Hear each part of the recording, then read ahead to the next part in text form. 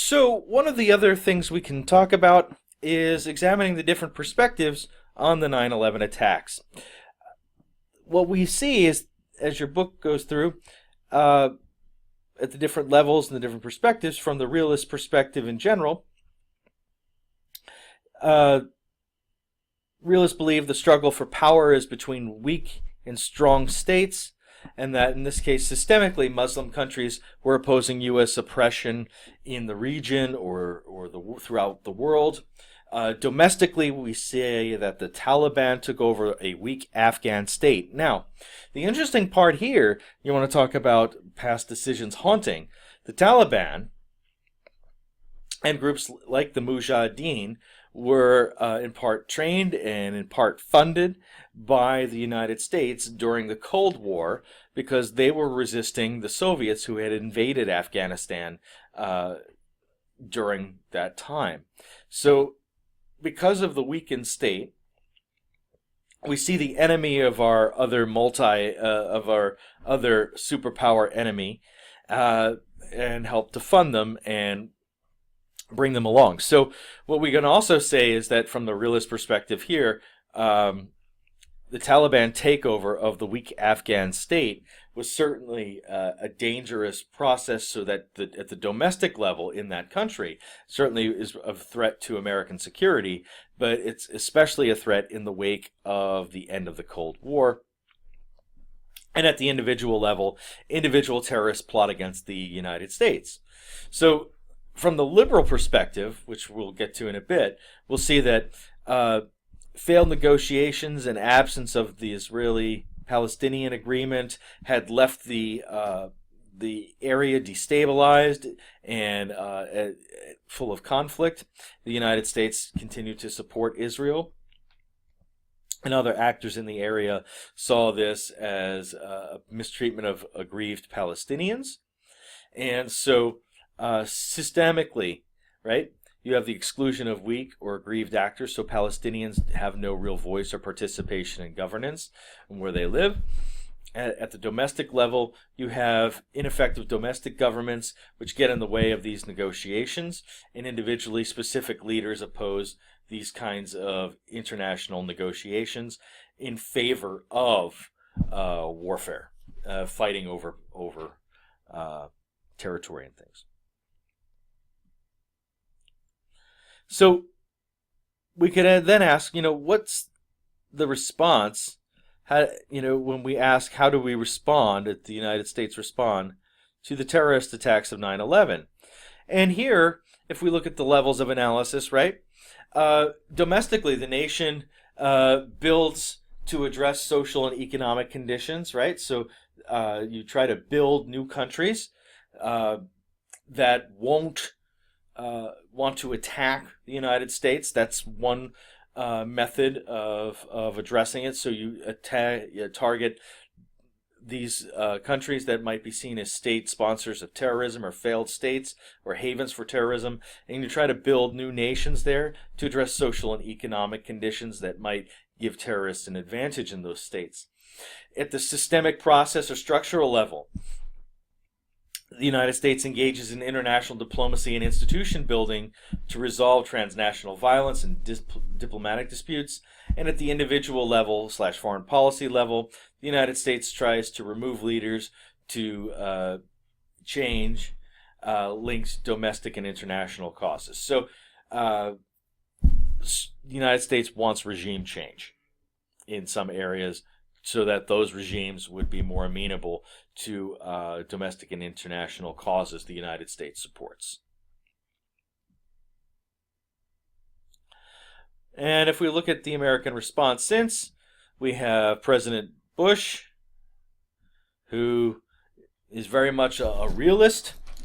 His approach and his actions have been to fight the global war on terror. And that also, as we saw, is based on one particular school of realism, which is power transition realism. So in this case, the power transition realists are believing that preemptive action is appropriate and necessary.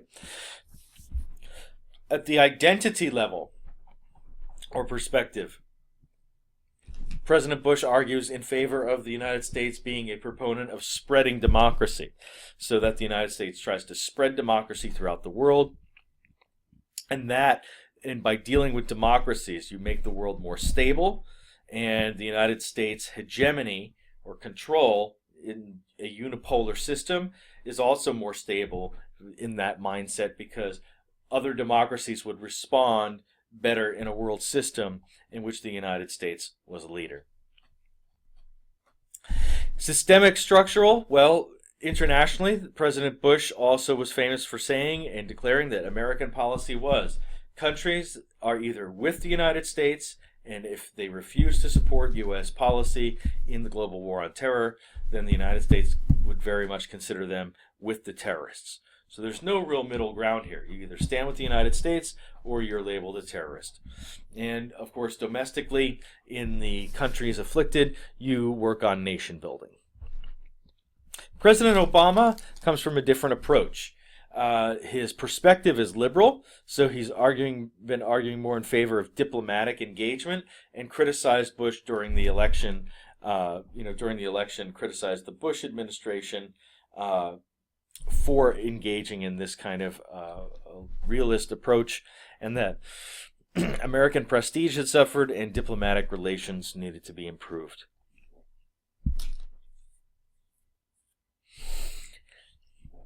Also a liberal approach. President Obama has stressed the use of international institutions and a reliance on multilateralism as a way of not only restoring American prestige, but securing American interests. I'm not quite so sure what you might say about systemic, structural, or domestic, but you could say that one of the domestic things Obama still worked with was the domestic raid that took out and killed Osama bin Laden. So at that level, you change a lot of the domestic politics by taking out bin Laden. You also alter a lot of the system or the structure if you have active kill capture orders out on terrorists, and don't change that.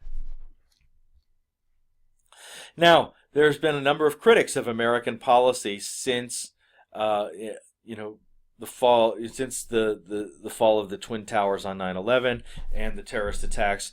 One such person was a former CIA intelligence officer, Michael Scheuer, and he had been the head of bin Laden Station.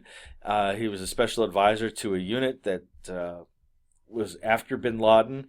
He had studied bin Laden and wrote 2 books, Through Our Enemy's Eyes, trying to provide a perspective on how the terrorist enemy sees the United States, and the other, Imperial Hubris, the idea that the America is acting in an arrogant fashion, like an old imperial empire builder, and that this has allowed the United States to become very comfortable, but also very unrealistic. And he labeled that the fall of the Twin Towers and the terrorist attacks on American soil were a great failure of the U.S. Intelligence community, and that these kinds of things could have been prevented, but a lot of the warnings were ignored. And so that major threats do exist to the United States in the forms of certain rogue states or failed states. And so many people over history look at state relations or the developments of states in terms of the ethnic groups there that help create nations. So the social organization or social unit of people who are primarily defined by families and blood relatives. Their kinship networks. These are ethnic groups, and ethnic groups sometimes define nationhood. The United States also would see religious sects organizing in different areas, and that these things can help form the identity of a nation. So a political unit unified around this common shared language, heritage, history, religion, etc. There's also a number of theorists who've argued that nation states, especially democratic states that are nation states, don't tend to fight wars against each other.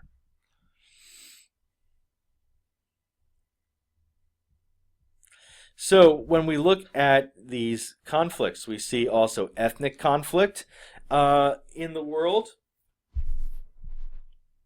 which can create instability and especially help to generate some of the response in terms of terrorism. So from these different perspectives, ethnic conflict to a liberal is the result of learned behavior instilled by political elites or the failure of domestic and international institutions.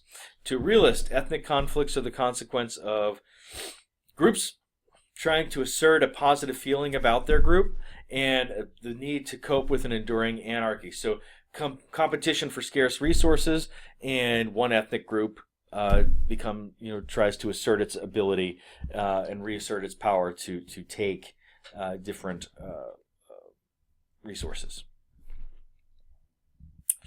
In terms of identity politics, they also argue that ethnic divisions are constructed by class or other means and are important parts of identifying one as a member of a kinship group or group, and that can be used as a powerful motivator. So, when we look at the liberal perspective on global terrorism and local conflict, the liberals' perspective is that terrorism is an outgrowth of unresolved grievances and a lack of economic development. So, in some ways, the liberals and power balancing realists might actually agree, and they'll argue that historically they look to these horrible, some of these causes over time, and that are historic. So, basically, liberals will argue that terrorism is the outgrowth of unresolved grievances on part of smaller states and a lack of economic development there. And by not having that same economic development, you create this massive power imbalance, and this weaker state also may not be able to support its government, and so you have the rise of people trying to grab that power and access to those resources, and then use that as a weapon to exert that power on the world and force countries, the large powers, and then the superpower, the United States, to follow suit, to listen to its desires or needs. So what terrorism ultimately is a way of accomplishing political ends through asymmetric warfare. Now, liberals believe in that idea of collective security. So you have common institutions like the UN or the North Atlantic Treaty Organization, which help to create rules between states. They settle disputes and actually try to resort to peace first and agreements, and enforce those agreements by a preponderance, but not a balance of power. One such example was after the terrorist attacks. As a member of the North Atlantic Treaty Organization, NATO, Article 5 was very clearly states that in this case, sorry, I have the picture of it here, and I will get to it someday. There we go. Here we go. So, NATO decides that if it is determined that an attack against the United States was directed from abroad, it would be regarded as an action covered by Article 5 of the Washington Treaty. So this would have been the first time in the history of NATO that Article 5 would have been invoked. So European countries would have come to aid the United States, which is the point of these common institutions. And so the United States rejected this, didn't accept it. However, the United States declared the war on terrorism and went into Afghanistan with UN support, meaning that the Taliban regime, there was enough evidence to show that the Taliban had supported terrorist activity, and specifically bin Laden and the raid. Bush extended the conflict to also cover rogue states or failed states. Now, a failed state is a state that can no longer perform the functions states are supposed to function, like protect the welfare of its citizens and all these things. Can't do it. And so, the ultimate problem that these states face is that they may have a power vacuum and they may control some resources, and they may have people desperately looking for help, for aid, for making a way of living, these sorts of things. And these vacuums exist, and then warlords or radicals go and fill them and provide explanations as to why these countries are disempowered or may feel beleaguered by, say, a giant like the United States. So to a liberal, this might explain as to why people like bin Laden gain power. But the danger, and also some of the dangers posed by rogue states. Bush is a realist. He labeled this group the axis of evil, and then demanded that by labeling North Korea, Iraq, and Iran as an axis of evil, rogue states and state sponsors of terrorism, Bush also asked for a UN Security Council resolution. So he attempted to go through multilateral means, but was rejected. And what's more is that the link between Al-Qaeda and Saddam Hussein more and more was something heavily questioned. The 9/11 Commission, designed to investigate the terrorist attacks, found no link between Al-Qaeda as a sponsor of terrorism and Saddam Hussein or Iraq. They found no weapons of mass destruction, and led to one of the biggest intelligence failures, if not the biggest, most significant intelligence failure in the history of the United States. So when we think of what happens as a result of these policies, we've talked a bit about the liberal perspective, the desire for multilateralism, which is what Obama's trying to use, and he thinks this is a way of rebuilding the prestige and respectability of the United States after it used its power to unilaterally act in the war on terror.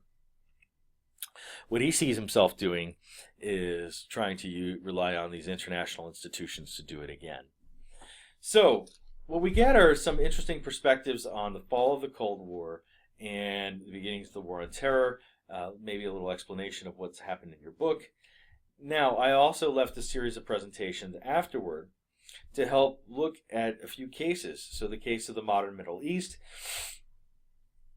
Think about how a realist or a liberal would explain some of these issues over time, looking at the history of this, as well as a case of ethnic conflict in Rwanda that took place in the 1990s.